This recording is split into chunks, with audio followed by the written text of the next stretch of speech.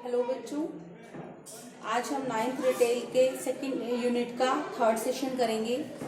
ये है storage of goods, वस्तुओं का भंडारण। तो ये सेशन स्टार्ट करने से पहले हमें ये पता होना चाहिए कि गुड्स का स्टोरेज या भंडारण होता क्या है। स्टोरेज या भंडारण का क्या अर्थ है? वस्तुओं को सुरक्षित रखना, वस्तुओं को संग्रह करके रखना। ये क्यों जरूरी है? अब आप देखें कि वस्तु का उत्पादन होने के बाद, वस्तु का प्रोडक्शन होने के बाद फाइनल कस्टमर तक पहुंचने में या उपभोक्ता तक पहुंचने में बहुत समय लगता है। ऐसा तो नहीं है कि कंपनी में वस्तुओं का उत्पादन हुआ, प्रोडक्शन हुआ और साथ के साथ वो बेच दिया जाता है। तो गुड्स को प्रोडक्शन होने में और उसकी अंतिम बिक्री में, उत्पादन और अंतिम उपभोक्ता तक पहुंचने में जितना समय होता है, उतने समय के लिए हमें वस्तु को सुरक्षित करके उसको संग्रह करके रखना होता है।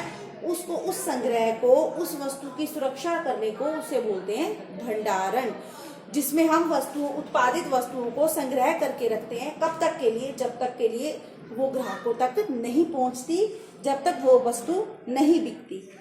तो ये स्टोरेज की आवश्यकता क्या है? क्यों हम स्टोरेज करके रखते हैं? पहला है सेटिस्फाई कस्टमर नीड्स, ग्राहक की जरूरतें पूरी करने के लिए।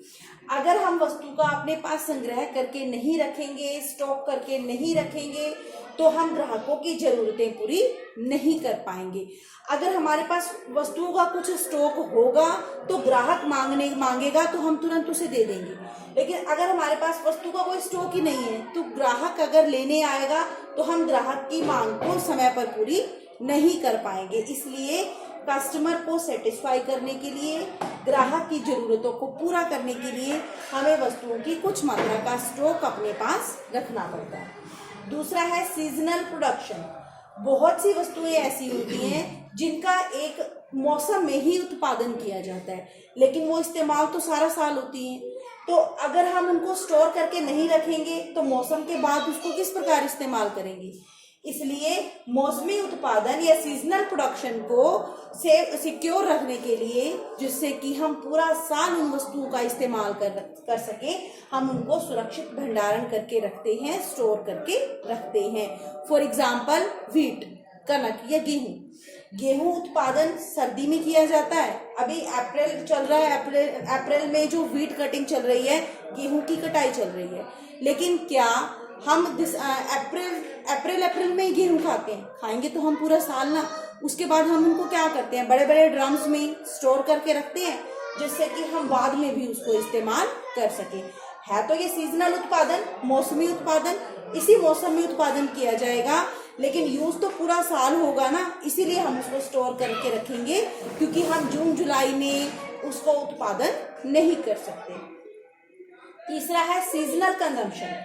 अब बहुत सी वस्तुएं ऐसी होती हैं जिनका उपभोग केवल एक फिक्स मौसम में होता है, जैसे कि स्वेटर्स हैं, शॉल्स हैं। हम उनको उपयोग सिर्फ सर्दियों में करते हैं, गर्मियों में उनका प्रयोग नहीं करते। तो जिस शॉपकीपर की, जिस दुकानदार की, जिस रिटेलर की वस्तुएं नहीं बिकी, अगर मान लो सीजन खत्म हो गया, उसकी वस्तुएं नहीं बिकी, तो उसको अगले सीजन के लिए उनको स्टॉक करके रखना पड़ता है। तो चाहे सीजनल प्रोडक्शन हो या सीजनल कंजम्पशन, मतलब मौसमी उत्पादन हो या उपभोग, हमें दोनों प्रकार की वस्तुओं को स्टोर करके रखना पड़ता है। तीसरा है सिक्योरिटी या वस्तुओं की सुरक्षा। वस्तुओं की सुरक्षा के लिए भी हमें उनको स्टोर करके रखना होता है, जैसे कि दवाइयाँ हैं या कुछ ऐसी चीजें हैं या फल हैं, सब्जियां हैं, उनको एक निश्चित तापमान देना पड़ता है। अगर उस तापमान से कम या ज्यादा हुआ तो वो खराब हो जाएगी। या फिर मान लो गेहूं ही है, अगर हम उसको बाहर खुले में छोड़ देंगे, उसके ऊपर पानी पड़ता रहे या हवा के संपर्क में रहे, तो वो जल्दी खराब हो जाएगा। तो उनकी सुरक्षा के लिए हमें उनको स्टॉक करके सुरक्षित भंडारण करके रखना जरूरी है। अगला है स्टोरेज ऑफ रॉ मटेरियल, कच्चे माल का भंडारण।